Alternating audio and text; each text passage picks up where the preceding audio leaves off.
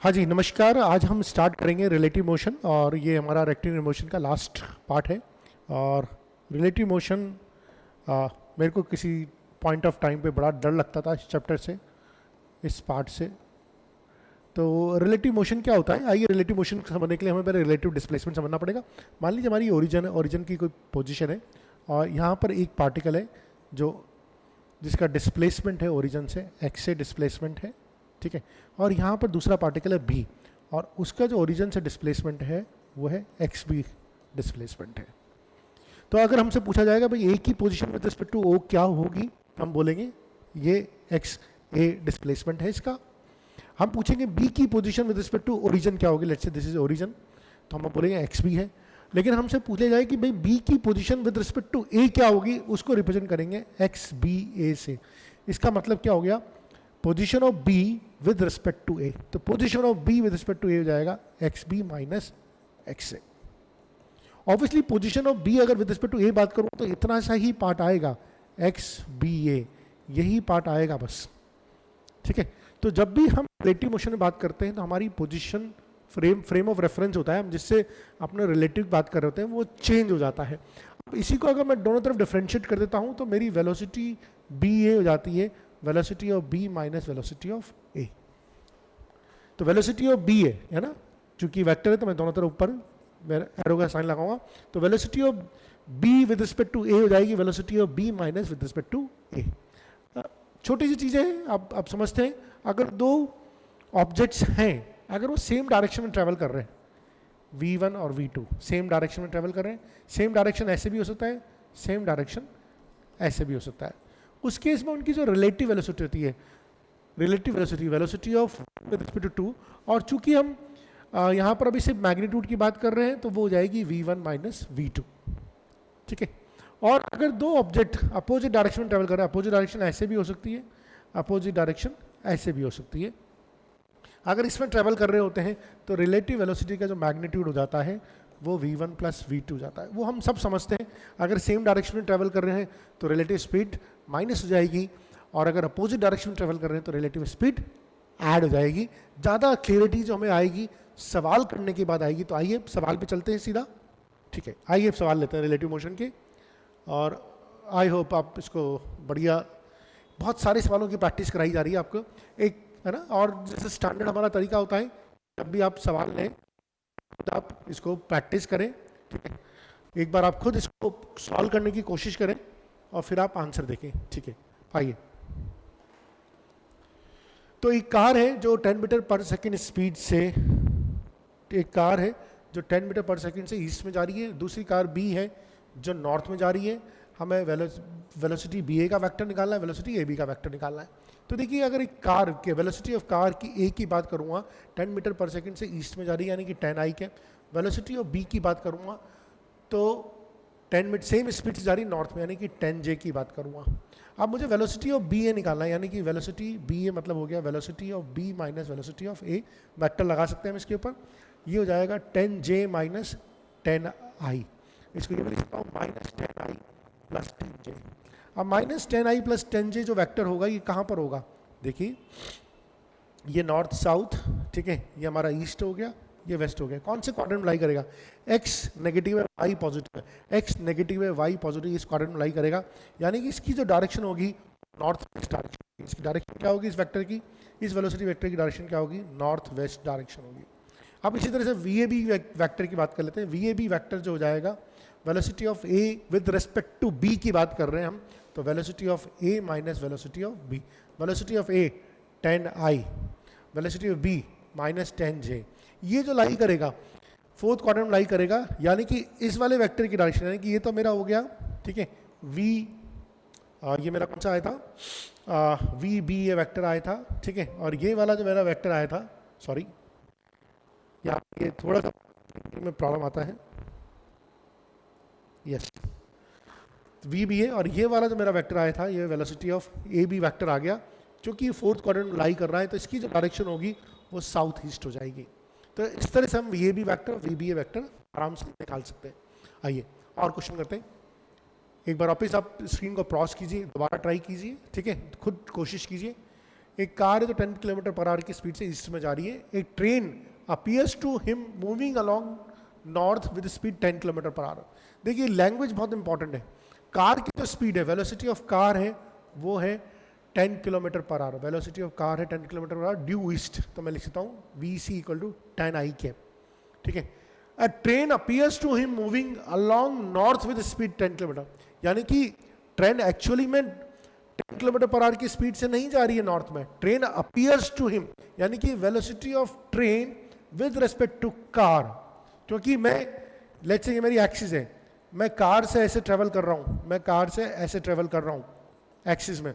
अब मुझे एक ट्रेन है जो सामने से नॉर्थ की तरफ जाती हुई दिख रही है. ट्रेन जो है मुझे सामने नॉर्थ की तरफ जाती हुई दिख रही है. एक्चुअल में ट्रेन कहाँ जा रही है मुझे नहीं पता, वो अभी निकालना है. तो velocity of train with respect to car is north, यानी कि 10 J कैप दिखा रही है. मुझसे क्या पूछा है? Find actual velocity of train. Actual velocity of train पूछा है मुझसे, वेलोसिटी ऑफ ट्रेन पूछा है.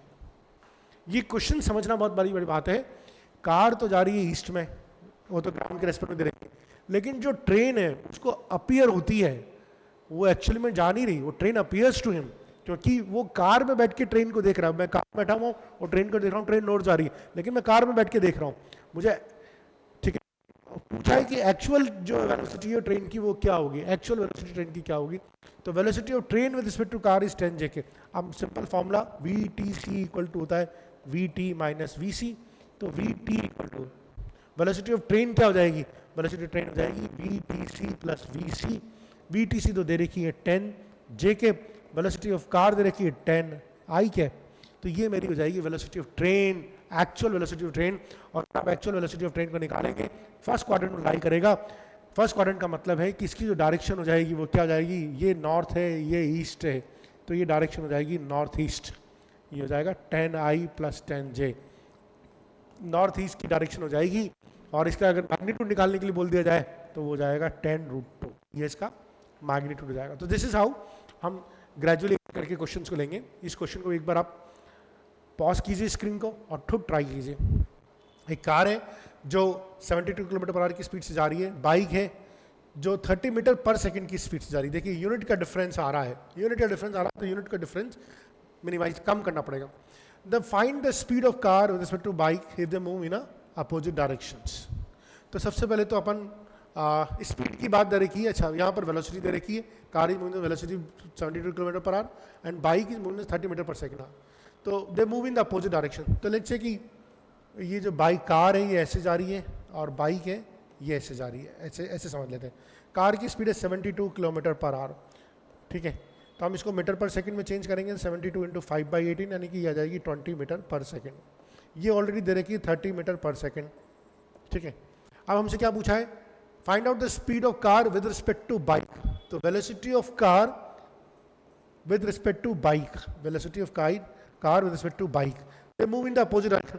हमें मालूम है अपोजिट डायरेक्शन में मूव करती है तो रिलेटिव वेलोसिटी जो होती है वो ऐड हो जाती है. तो सिंपल सा कर दीजिए 20 प्लस 30 50 मीटर पर सेकेंड. ठीक है, ये हमारी रिलेटिव वेलोसिटी होगी. इफ दे क्योंकि अपोजिट डायरेक्शन में जा रही है इसलिए उनकी रिलेटिव उनकी वेलोसिटी से ऐड हो जाएगी. ओके, इस बार इस क्वेश्चन को भी आप पॉज कीजिए और ट्राई कीजिए और कोशिश कीजिए कि आप एक बार इसको अटेम्प्ट करें.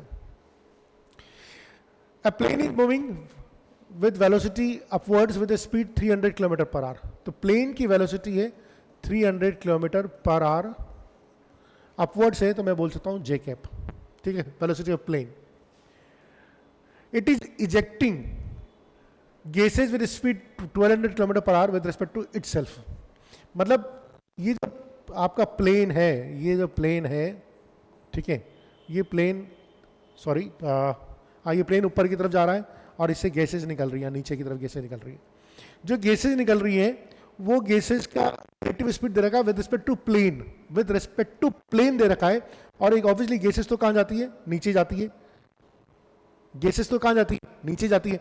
तो velocity of gases with respect to plane दे रखा है -1200 किलोमीटर पर आवर.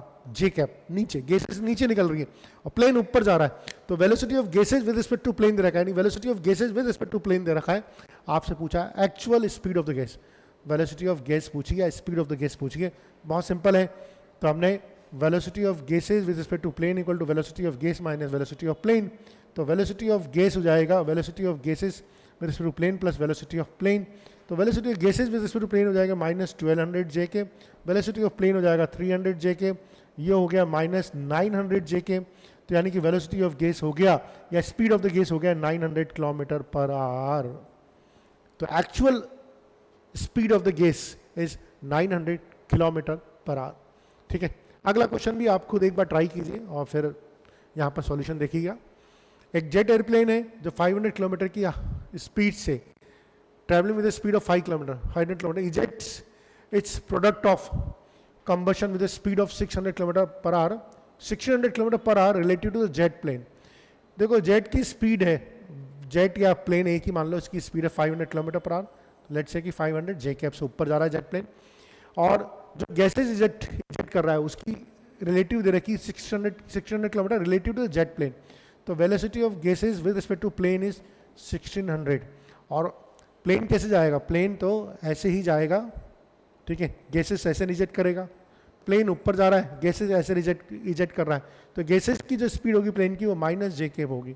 अब हमसे पूछा है the speed of the latter, speed of the latter मतलब स्पीड ऑफ द लेटर मतलब गैस की स्पीड ही पूछी होगी, ठीक है, प्लेन, हाँ गैस की स्पीड ही पूछी होगी with respect to an observer on the ground.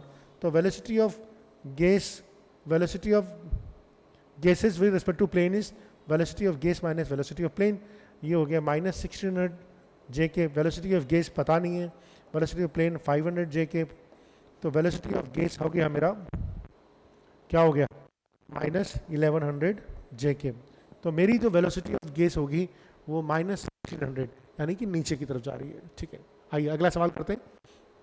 ये सवाल भी जो अभी तक हमने पढ़ा है उसी के ऊपर बेस्ड है। एक बार आप वीडियो को पॉज कीजिए, खुद ट्राई कीजिए, फिर हम करते हैं। A train moves in a north direction with speed of 50 kilometre. एक मंकी है जो उसकी रूफ पे चल रहा है अगेंस्ट इस motion with velocity of 36 kilometre per hour with respect to train.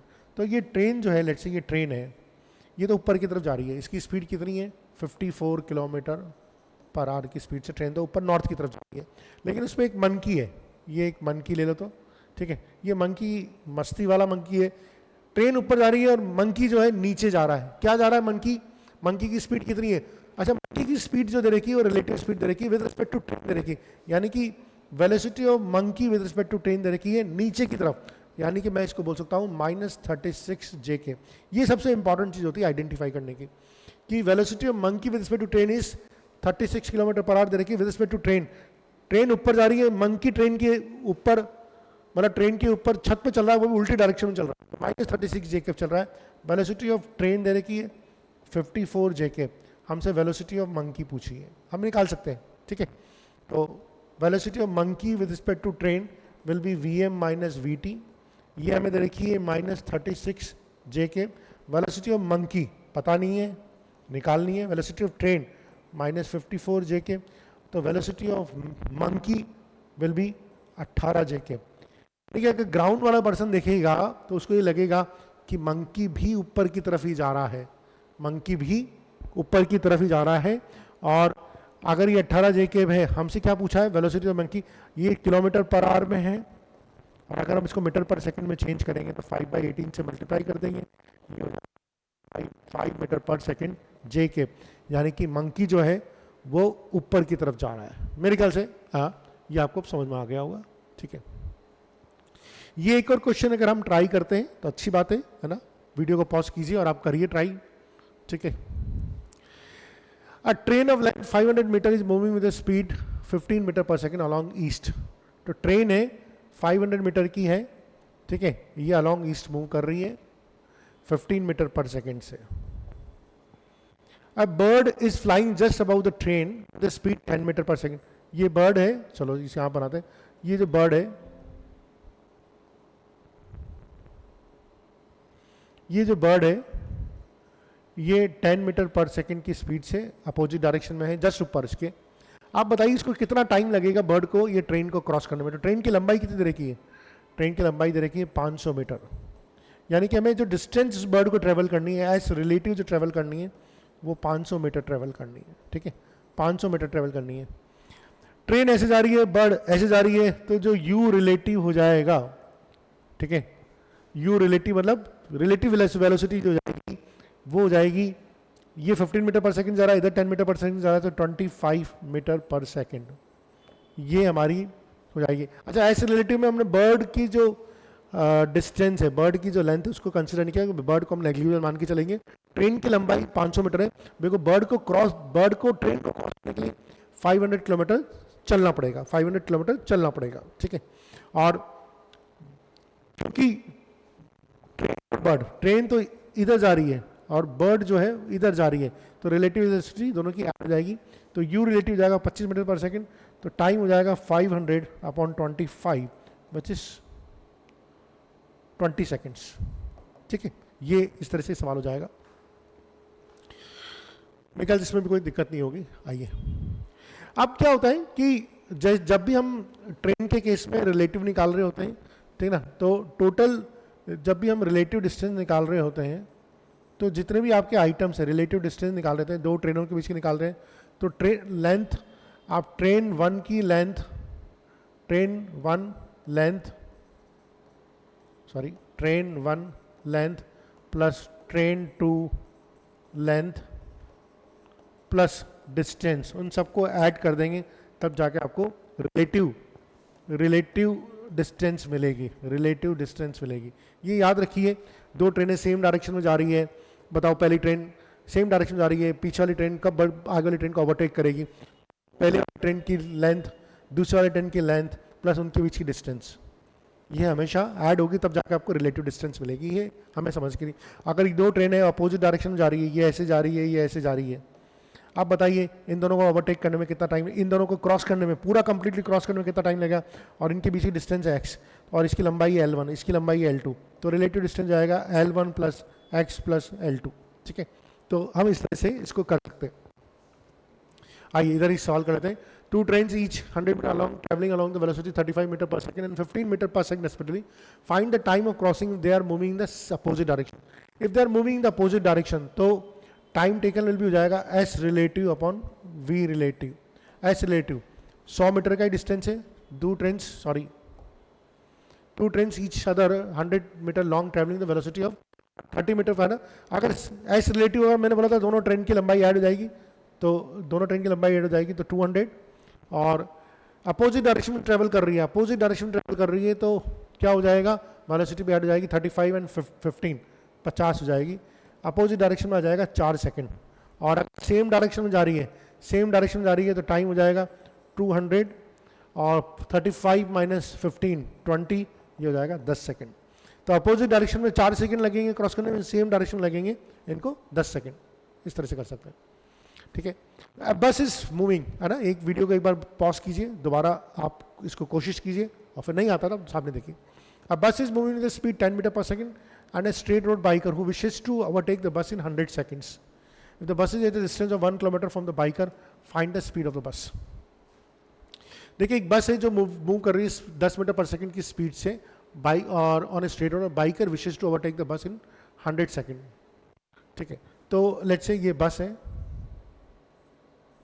ठीक है, ये ऐसे जा रही है और इसकी स्पीड है 10 metre per second. Biker wishes to overtake the bus in 100 second, biker है, पीछे से आ रहा है एक बाइकर वाला, बाइक बना देते हैं, ये बाइकर इसको क्रॉस करने की कोशिश करता है, ठीक है, और इसको 100 सेकंड में क्रॉस करना है, ठीक है, और इनके बीच की इनिशियल डिस्टेंस है 1000 मीटर, 1 किलोमीटर की डिस्टेंस है इन दोनों के बीच की। From the biker then find the speed of the bus, speed of the biker. तो ये 10 मीटर पर सेकंड की स्पीड से जा रहा है ना, बस को 10 मीटर पर सेकंड की स्पीड से जा रहा है, हम मान लेते हैं कि ये x मीटर पर सेकंड की स्पीड से जा रहा है, ठीक है। तो ऑब्वियसली ये क्रॉस तभी करेगा इसको जब इसकी स्पीड ज़्यादा होगी, तो इनके बीच की जो v रिलेटिव हो जाएगी वो हो जाएगी, इनके बीच की v रिलेटिव हो जाएगी x माइनस 10। मेरे ख्याल इसमें कोई कन्फ्यूजन नहीं होना चाहिए, v रिलेटिव ये x से आ रहा है, ये 10 से जा रहा है, दोनों सेम डायरेक्शन में जा रहे हैं, तो v रिलेटिव हो जाएगा x minus 10। Time taken will भी होता है s relative upon v relative. s relative कितना है 1000 मीटर, v रिलेटिव कितना है x माइनस 10, ठीक है। तो हम इसको सॉल्व कर लेंगे, 100 सेकंड में क्रॉस करना है 1000 अपॉन x माइनस 10 तो x इक्वल टू आ गया 20 मीटर पर सेकेंड। ठीक है, ये 2 0 से 2 0 कट गए, x माइनस 10 इक्वल टू 10, तो x equal to 20 metre per second. So this is how we can solve it. आइए और सवाल करते हैं। ट्रेन से लेंथ 200 मीटर और 300 metre, they are moving the speed 35 metre per second and 15 meter per second on a parallel tracks. If the initial separation is 100 meter, then find the time of crossing if they are moving in opposite direction. तो एक बार आप video को pause कीजिए, खुद try कीजिए। ठीक है, आइए अब करते हैं। एस रिलेटिव क्या हो जाएगा, मैंने पहले बताया था दोनों की लंबाई, एक की लंबाई 200, दूसरे की लंबाई भी 200, नहीं दूसरे की लंबाई 300 और इनिशियल सेपरेशन 100 मीटर। तो पहले की लंबाई 200, दूसरे की लंबाई 300, फिर से इनिशियल सेपरेशन 100 मीटर, तो टोटल जो रिलेटिव हो जाएगी डिस्टेंस हो जाएगी 600 मीटर की। ठीक है, find the time of crossing if they are moving in opposite direction. तो वी रिलेटिव अपोजिट डायरेक्शन में मूव कर रही है, तो दोनों की वी रिलेटिव ऐड हो जाएगी। एक 35 से जा रही है, एक 15 से जा रही है, यानी कि 50 मीटर पर सेकेंड। तो टाइम हो जाएगा 600 बटा 50, यानी कि 12 सेकेंड्स। ठीक है, तो ये भी एक सिंपल क्वेश्चन था। Okay, a Max is traveling on his bike with a speed 10 km per hour. He crosses a train of length 200 meter in 9 seconds, which is moving in opposite direction. Find the actual velocity train in kilometer per hour. तो देखिए bike पे चल रहा है एक बंदा, ठीक है, और वो ट्रेन को क्रॉस करता है, 200 मीटर लंबी ट्रेन को क्रॉस करता है 9 सेकंड में, अपोजिट डायरेक्शन में क्रॉस करता है। यानी कि जो एस रिलेटिव है, बाइक की जो लेंथ होगी उसको तो हम नेग्लिजिबल मानेंगे, ट्रेन की जो लेंथ होगी उसी को कंसिडर करेंगे। एस रिलेटिव हो जाएगा 200 मीटर, टाइम दे रखा है 9 सेकंड का। ठीक है, और बाइक की स्पीड दे रखी है, वेलोसिटी ऑफ बाइक दे रखी है आपको 10 किलोमीटर पर आवर। आपसे ट्रेन की वेलोसिटी पूछी है, वेलोसिटी ऑफ ट्रेन पूछी है। ठीक है, चूंकि अपोजिट डायरेक्शन में जा रहे हैं, तो बोल क्या टाइम इक्वल टू क्या होता है, S relative upon V relative. Time दे रखा है 9 सेकेंड, एस रिलेटिव दे रखा है 200 metre. V relative opposite direction में जा रहे हैं, दोनों को ऐड कर देंगे, तो मान लीजिए कि ये वी टी प्लस 10 हो जाएगा। चूंकि किलोमीटर पर आवर में ये मीटर में है, तो इसको हम किलोमीटर पर आवर को मीटर पर सेकंड में चेंज करेंगे। किलोमीटर पर आवर को मीटर पर सेकंड आवर में चेंज करने के लिए 5/18 से मल्टीप्लाई करते हैं।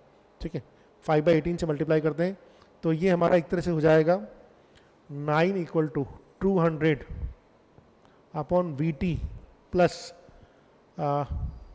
50/18 विच इज नथिंग 25/9, है ना। अब इसको क्रॉस मल्टीप्लाई कर लीजिए आप, तो ये हो जाएगा 9 V T plus 25 equal to 200।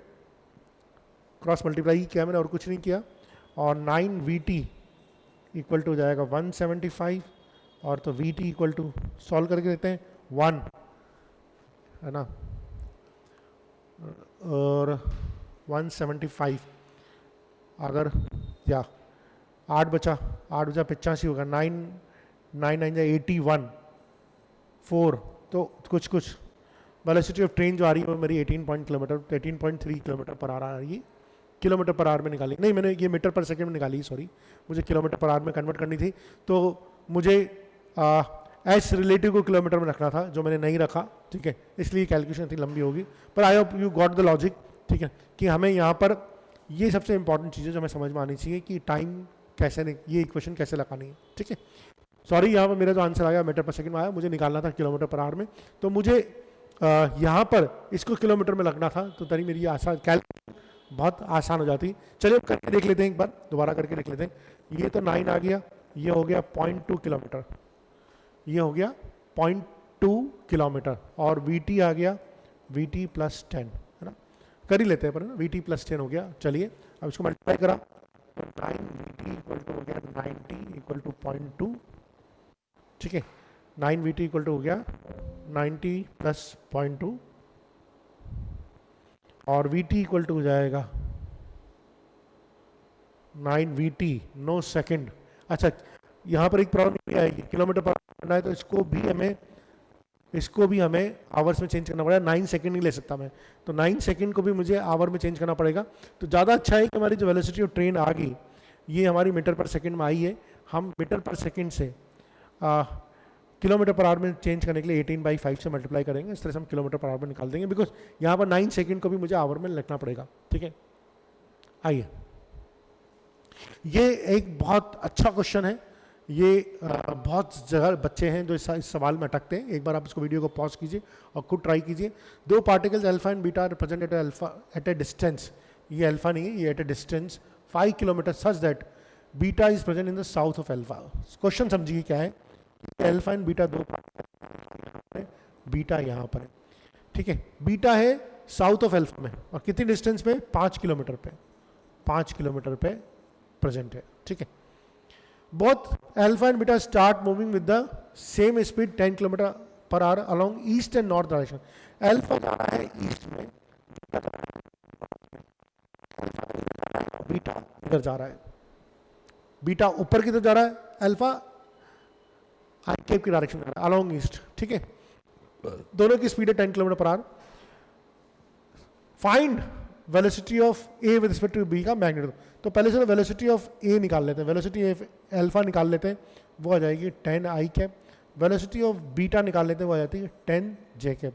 हमसे पूछा वेलोसिटी ऑफ ए बी का मैग्नीट्यूड, तो velocity of A minus velocity of B, तो velocity of A 10 I minus 10 J, ठीक है। हमें तो मैग्नीट्यूड से मतलब है, तो वो तो हो जाएगा 10√2, ठीक है। अब आप देखेंगे क्या वेलोसिटी ऑफ ए बी जो होगी उसकी डायरेक्शन क्या होगी, फोर्थ क्वाड्रेंट में, फोर्थ क्वाड्रेंट का मतलब है कि इस तरह जाती होगी। वेलोसिटी ऑफ ए बी जो होगी वो इस डायरेक्शन में होगी और ये एंगल 45 डिग्री का होगा, तो ये एंगल भी 45 डिग्री का होगा। अब हमसे पूछा है, पहला क्वेश्चन तो आंसर हो गया हमारा, minimum distance between the A and B along the motion. तो मिनिमम डिस्टेंस, देखिए मिनिमम डिस्टेंस हमेशा क्या होता है, परपेंडिकुलर डिस्टेंस होती है, परपेंडिकुलर डिस्टेंस होती है मिनिमम। क्वेश्चन मोशन इसके अलोंग हो रहा है, इसका मोशन क्या है, रिलेटिव मोशन इसके अलोंग हो रहा है। हमसे ये डिस्टेंस पूछी है which is D minimum, D minimum की डिस्टेंस पूछी है, ठीक है। तो अगर मैं डायग्राम को दोबारा बनाता हूँ, अच्छी तरह से बनाता हूँ, तो मेरा ये डायग्राम ऐसा बन जाएगा, सॉरी ये मेरी परपेंडिकुलर होगी, ये मेरा डी मिनिमम हो गया, ये 5 किलोमीटर हो गया, ये 45 डिग्री, ये भी 45 डिग्री। डी मिनिमम पूछा है तो मैं cos 45 लगा दूँ बहुत आसानी से। cos 45 इक्वल टू होता है बेस, बेस क्या हो जाएगा, D minimum upon hypotenuse, hypotenuse क्या हो जाएगा 5 किलोमीटर, तो 1/√2 डी मिनिमम इक्वल टू 5। तो डी मिनिमम इक्वल टू बोल सकता हूँ मैं, डी मिनिमम इक्वल टू बोल सकता हूँ मैं 5/√2 किलोमीटर। ये मेरी मिनिमम डिस्टेंस हो जाएगी separation during the A and B motion. बहुत अच्छा सवाल है, बच्चे बहुत बार अटकते हैं इसमें, ठीक है। अच्छा, time after which the distance between the A and B is minimum. हमसे ये पूछा है किस टाइम के बाद होगा, तो देखिए डी मिनिमम आ गया आपको, यानी कि है ना, हमें पढ़ा हुआ है S relative equal to U relative into T. S relative कितना हो गया 5/√2, यू रिलेटिव कितना हो गया 10√2। तो टाइम तो निकाल ही सकते हैं हम आराम से, है ना। अब ये हो जाएगा, ये 2 टाइम कट गया, तो टाइम आ जाएगा मेरा √2 से ये 2 टाइम कट गया, तो टाइम इक्वल टू हो जाएगा मेरा 1/4, ठीक है। इसको सॉल्व करेंगे तो टाइम मेरा 1/4 सेकंड है। तो this is a very question, ठीक है। और आपको जितनी बार इसको अटैम्प्ट करना है, मतलब जितनी बार आप बिना देखे भी इसको आप सॉल्व करने की कोशिश कीजिएगा। ये भी एक बहुत अच्छा सवाल है, वीडियो को पॉज कीजिए और ट्राई कीजिए। हम यहाँ पर जितने भी क्वेश्चन ले रहे हैं बहुत चुनिंदा क्वेश्चन ले रहे हैं। अगर आपने रिलेटिव मोशन के भी सारे सवाल समझ लिए, देख लिए, तो इसके बाद रिलेटिव का कोई सवाल नहीं है जो आपके लिए बचता है। अगले लेक्चर में हम रेनमैन प्रॉब्लम लेके आएंगे, रिवर ब्रॉड प्रॉब्लम लेके आएंगे, ठीक है। और उससे तो रिलेटिव को हम 2 या 3 लेक्चर में ख़त्म करेंगे। अच्छा टॉपिक है, बच्चों को बहुत डराता है। तो 3 लड़के हैं जो एक वर्टिसेस ऑफ इक्वलिटी ट्राइंगल पे खड़े हुए हैं। ये एक ट्राइंगल का वर्टिसेस है ए, बी और सी, ठीक है। इसकी साइड डी है, साइड क्या है इसकी, डी है, और t इक्वल टू 0 पे तीनों खड़े हुए हैं। अब क्या करते हैं, they start moving with the speed v। तो a b की तरफ चलता है, देखिए a b की तरफ चलता है, b c की तरफ चलता है, c a की तरफ चलता है, a b की तरफ चलता है, b c की तरफ चलता है और c a की तरफ चलता है। तो पहला क्वेश्चन तो आएगा find the time in the meet. इसी तरह भाई वो कब मिलते हैं, हालांकि इसमें एक सवाल ये बनता है कि वो कहाँ मिलेंगे, कहाँ मिलेंगे और कब मिलेंगे, 2 सवाल बनते हैं। तो पहले तो हम देखिए इसका स्पीड समझते हैं। एक को हमेशा बी की तरफ देखते हुए चलना है, एक को ए को हमेशा बी की तरफ देखते चलना है। तो स्पीड है ए, जब बी ऊपर जाता जा रहा है ए से जाता जाएगा, बी की तरफ देखते हुए चलेगा और ये यहीं कहीं लैंड अप करेगा। इसी तरह जब बी जो जाएगा वो बी ए की तरफ, बी जो होगा वो सी की तरफ देखते हुए जाएगा और वो ऐसे लैंड अप करेगा। सी जो जाएगा ऐसे लैंड अप करेगा। यानी कि तीनों के तीनों सेंट्रॉइड पे मिलेंगे। ये बहुत इंपॉर्टेंट चीज़ है, मिलेंगे कहाँ पर? सेंट्रॉइड पे मिलेंगे। अब अगला सवाल आएगा कि कब, कहाँ, कितनी देर बाद मिलेंगे। तो कितनी देर बाद मिलेंगे उसका तो एक ही सवाल होता है, वो होता है T equal to S relative into V relative. यही मतलब होता है और कुछ नहीं होता। अब हमें निकालना है एस रिलेटिव। देखिए फाइनली जब मिलेंगे तब तक ये डिस्टेंस कितनी ट्रेवल करेगा? डिस्टेंस ये पूरी की पूरी जो इक्वल ट्रायंगल की साइड है उसके बराबर ट्रेवल कर लेगा। तो टाइम तो हो गया, डिस्टेंस तो डी ट्रेवल करेगा भैया। लेकिन अब सबसे इंपॉर्टेंट चीज़ है वी रिलेटिव क्या होगा। देखिए इनिशियली देखिए आप, ये तो चल रहा है यू से, ये भी चल रहा है यू से। तो चूंकि इनकी डायरेक्शन अलग अलग है तो मैं यू रिलेटिव निकालना बहुत मुश्किल है। तो मैं क्या करूँगा, पहले तो ये एंगल 60 डिग्री है तो इसका ये वाला पार्ट हो जाएगा यू कॉस 60 डिग्री।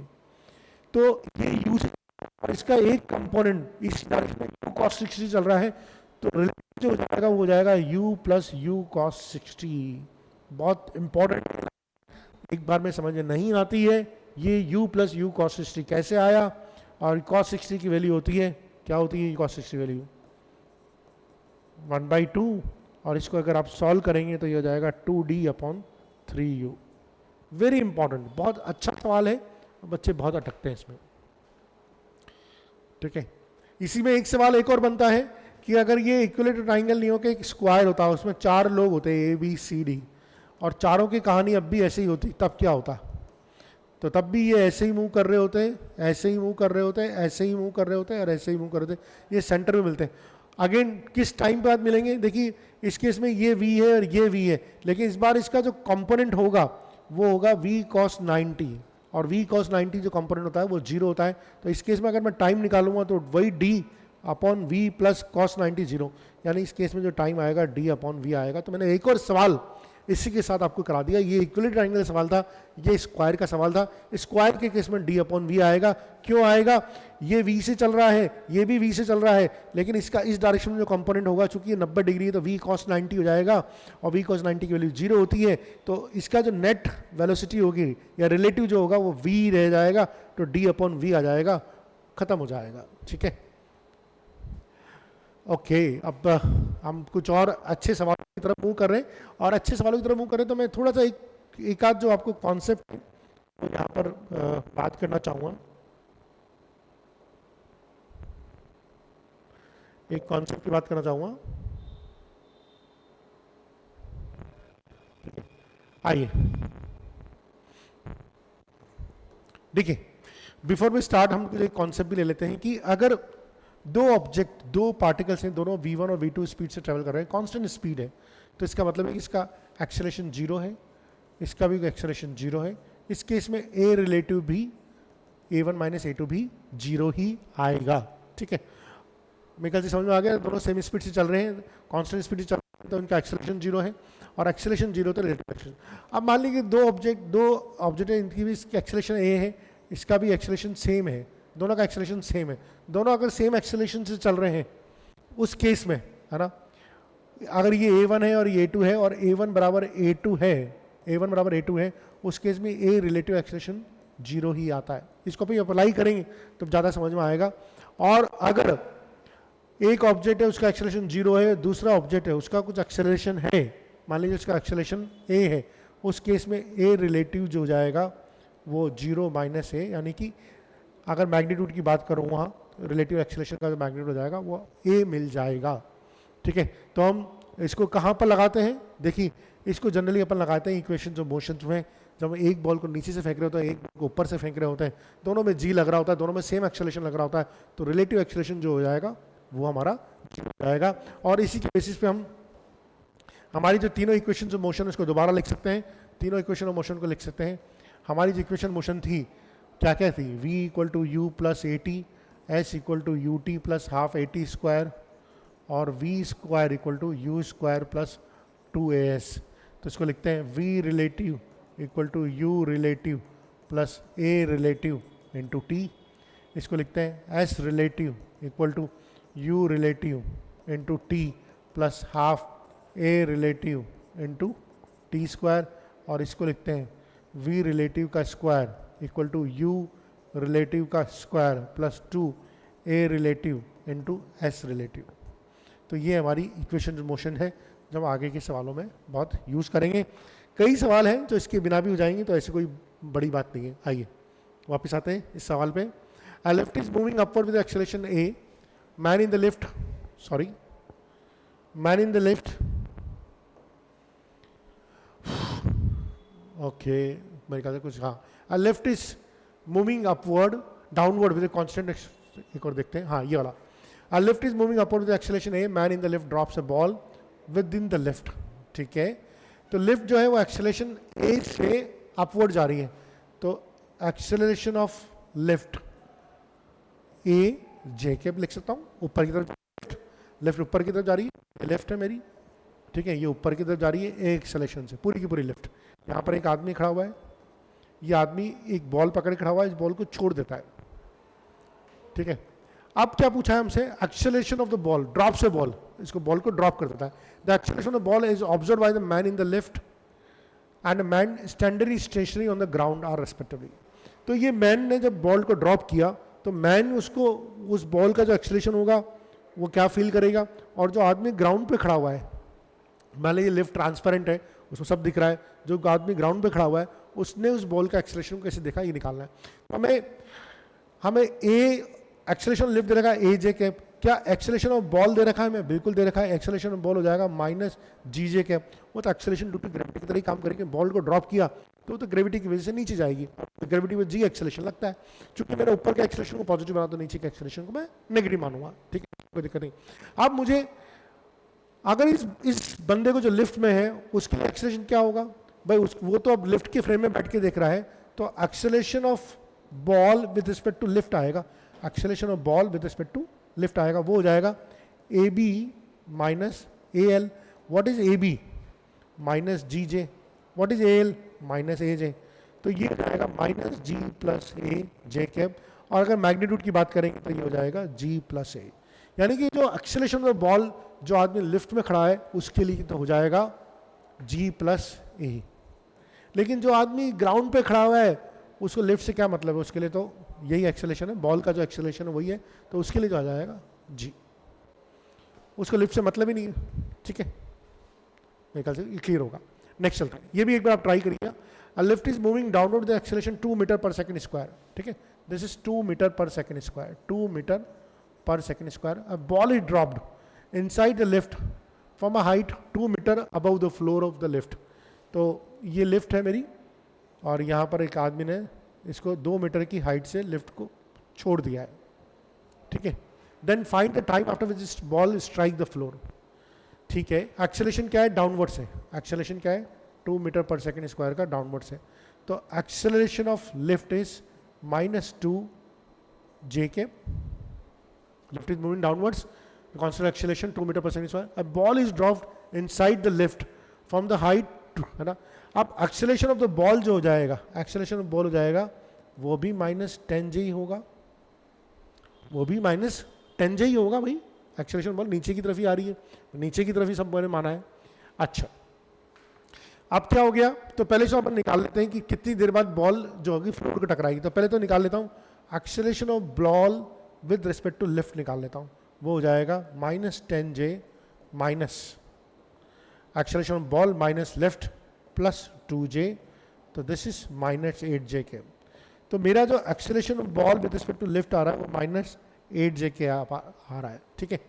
अब कितनी डिस्टेंस ट्रेवल करनी है, एस रिलेटिव कितना है, ये तो हो गया ए रिलेटिव, एस रिलेटिव कितना है 2 मीटर की डिस्टेंस ट्रेवल करनी है, टाइम पूछा है, ठीक है। अब इक्वेशन ऑफ मोशन लगा देंगे अपन, ठीक है, इक्वेशन ऑफ मोशन लगा देंगे, अभी पढ़ी थी एस रिलेटिव, ठीक है, एस रिलेटिव इक्वल टू क्या होता है यू रिलेटिव इंटू टी, ठीक है, plus A half A relative into T square, तो एस रिलेटिव दे रखे। अच्छा, एस रिलेटिव भी क्या हो जाएगी नीचे की तरफ है, यानी कि -2 मीटर ट्रेवल करना है, यू रिलेटिव कितना हो जाएगा you relative, you relative into T, ये क्या हो जाएगा यू रिलेटिव।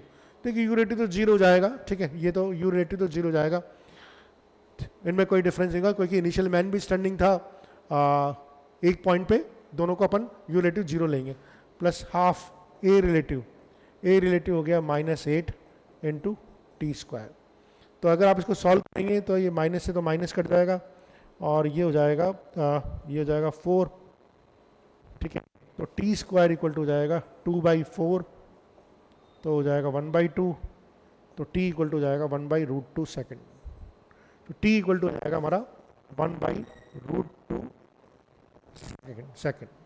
तो दिस इज हाउ हम लोग इसको कर सकते हैं, ठीक है। अच्छा सवाल है। A ball is projected vertically upward from the ground with a speed of 100 meter per second. Another ball is dropped simultaneously from a height 50 meter. Okay, find out the time when they will cross each other. ठीक है, तो कब cross करेंगे? एक ball है projected vertically upward from the ground with speed, इस ball को मैंने यहाँ से थ्रो किया 100 मीटर पर सेकेंड की स्पीड से। हाइट जो दे रखी है वो दे रखी है, another ball is dropped simultaneously from the height 50 metre, 50 metre की हाइट दे रखी है। यहाँ से एक बॉल को मैंने ड्रॉप किया u इक्वल टू 0। देखिए दोनों को ड्रॉप किया, अब देखिए इसमें a रिलेटिव क्या होगा, दोनों का एक्सेलरेशन तो सेम है, तो a रिलेटिव तो 0 जाएगा, तो s रिलेटिव जो हो जाएगा वो हो जाएगा u रिलेटिव इंटू टी। अब u रिलेटिव क्या, s रिलेटिव कितना है 50 मीटर, u रिलेटिव कितना होगा, इसकी इनिशियल स्पीड 100 थी, इसकी इनिशियल स्पीड 0 थी, तो u रिलेटिव जाएगा 100। अपोजिट डायरेक्शन में दोनों को ऐड कर देंगे इंटू टी, तो t इक्वल टू हो गया आधा सेकंड, यानी कि दोनों के दोनों आधा सेकंड के बाद मिलेंगे। मेरे ख्याल से समझ में आ गया। यू रिलेटिव, इसकी इनिशियल फेंकने की स्पीड ऊपर 100, उसकी ड्रॉप करने की स्पीड 0, तो टोटल जो स्पीड हो जाएगी वो हमारी हो जाएगी, ठीक है। अच्छा, वहाँ पर लिफ्ट वाले केस में अगर हम बात करें, तो यू रिलेटिव 0 कैसे आया था, बिकॉज दोनों के दोनों सेम फ्रेम में ट्रेवल कर रहे हैं, यानी दोनों की यूज सेम होने वाला है, और दोनों का यूज सेम होने वाला है, तो यू रिलेटिव तो 0 होने वाला है। तो this is how the U relative came to the 0। तो t इक्वल टू हाफ हो गया। अब t हाफ पे हमसे पूछा है कि find out the time when they will cross each other, तो ये तो हो गया है ना, एक हाफ मीटर पे क्रॉस करेंगे। आइए दूसरा सवाल करते हैं। वीडियो को पॉज कीजिए, एक बार दोबारा ट्राई आप अटेम्प्ट कीजिए। A body is thrown from Eiffel Tower at a speed of 20 meter per second from the ground simultaneously. Another body was thrown with the same speed. Find the distance and time they meet is the height of the Eiffel Tower is 80 meter. ऊपर से भी 20 metre per second से फेंक रहे हैं, नीचे भी 20 metre per second से फेंक रहे हैं फ्रॉम द ग्राउंड, ठीक है, डिस्टेंस है। तो हमारी v रिलेटिव क्या हो जाएगा, या u रिलेटिव कितना हो जाएगा, अपोजिट डायरेक्शन में तो ऐड हो जाएगा 40 metre per second, s relative दे रखा है 80 मीटर। तो टाइम, चलिए पहले सबसे पहले तो हम टाइम निकाल लेते हैं। अच्छा, पहले तो हमें डिस्टेंस भी निकाल ली और टाइम भी निकाला, तो पहले तो हम टाइम निकाल लेते हैं। टाइम निकालना आसान है, S relative upon you relative 80/40, 2 second बाद मिलेंगे दोनों, 2 सेकंड बाद मिलेंगे। लेकिन हमसे ये भी पूछा है, हमसे क्या पूछा है, डिस्टेंस आल्सो पूछिए, डिस्टेंस पूछिए, यानी कि किस डिस्टेंस मिलेंगे। तो मान लीजिए आप ग्राउंड से हमें डिस्टेंस, मान लीजिए इस जगह पे दोनों मिलेंगे, तो हम यहाँ की डिस्टेंस निकाल लें, तो यहाँ से डिस्टेंस क्या हो जाएगी, you T plus half AT square से निकाल सकते हैं, ठीक है।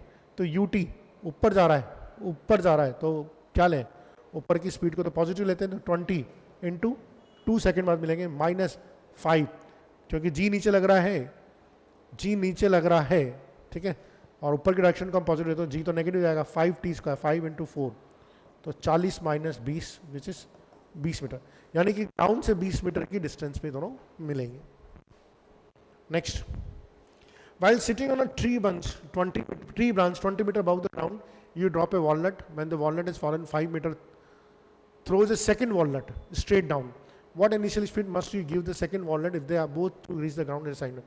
तो आप एक ट्री की ब्रांच पे बैठे हुए हैं, यहाँ से आपने एक वॉलनट को गिराया, ठीक है, यहाँ पर एक आपने एक वॉलनट को गिराया, इसकी जो हाइट है वो लेट्स से 20 मीटर है।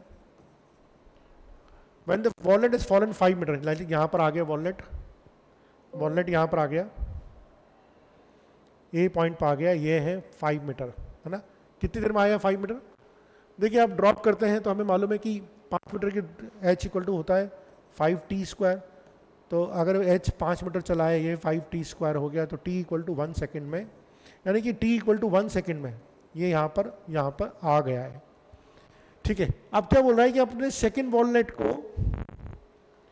है ना, what initial speed must give the second walnut. अब ये पहला सेकंड वॉलनेट आपने एक और गिराना चाह रहे हैं आप, और सेकंड वॉलनेट को आप स्पीड देना चाहते हैं ताकि इसको यहाँ से यहाँ तक पहुँचने में जितना टाइम लगे उतने टाइम में ये यहाँ से यहाँ तक पहुँच जाए। तो पहले तो यहाँ से यहाँ तक पहुँचने का टाइम निकालो। तो ये 5 मीटर चल लिया, 15 मीटर और चलाना है, 15 मीटर और चलाना है, तो टोटल तो उसको चलाना है 20 मीटर। 20 मीटर चलाने का मतलब कितना स्पीड हो जाएगी, 5t², यानी t = 2 सेकंड लगेंगे। तो अगर ये 1 सेकंड ऑलरेडी लग गया है तो 15 मीटर चलने में इसको 1 सेकंड और लगेगा, 15 मीटर चलने में 1 सेकंड और लगेगा। ये बहुत इंपॉर्टेंट है, हमने वैसे भी रेशियो पढ़ा था 1:3:5।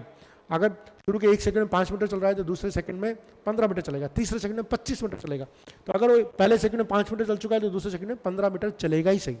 अगर आप s = 5t² से बात करेंगे तो हमने ये मोशन अंडर ग्रेविटी में भी बहुत अच्छी तरह से पढ़ा था। तो टोटल ट्रेवलिंग टाइम हो गया 2 सेकंड। अब मैं चाह रहा हूं कि भाई जितनी देर में ये यहाँ पहुंचा, ए से यहाँ पहुंचेगा उतनी देर में ये ऊपर से नीचे पहुंचा है, यानी मुझे इसको कोई ना कोई स्पीड देनी पड़ेगी और टोटल ट्रैवलिंग टाइम इसका 1 सेकंड लेना पड़ेगा। 1 सेकंड में मुझे पहुंचाना है इसको, और डिस्टेंस कितनी ट्रैवल करानी है इसको, 20 मीटर की ट्रैवल करानी है। तो s = ut + 5t² लगा दूंगा। s तो हो गया 20, u कितना हो गया पता नहीं, 1 सेकंड, और ये भी 5, तो ये u = हो जाएगा 15 मीटर पर सेकंड।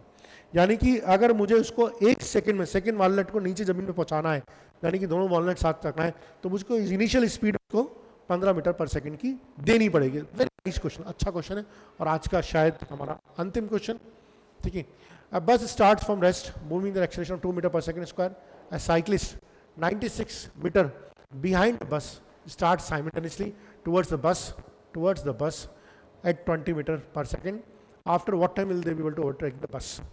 तो एक बार आप वीडियो को पॉज कीजिए, खुद ट्राई कीजिए। अच्छा सवाल है। बस है जो स्टार्ट हो रही है रेस्ट से, ये बस को स्टार्ट कर रहे हैं रेस्ट से। एक बाइक वाला है, ठीक है, एक साइकिल वाला है। साइकिल कैसे बनाएंगे, ये साइकिल वाला है, ये इसको ओवरटेक करना चाहता है, ठीक है। ये चल रहा है, कहाँ से चल रहा है ये 96 मीटर बिहाइंड है, ये 96 मीटर बिहाइंड है, ठीक है। और ये इसकी तरफ चल रहा है 20 मीटर पर सेकंड की स्पीड से इसकी तरफ चल रहा है, ठीक है। और कब ओवरटेक कर पाएगा, इसको कब ओवरटेक कर पाएगा, ठीक है।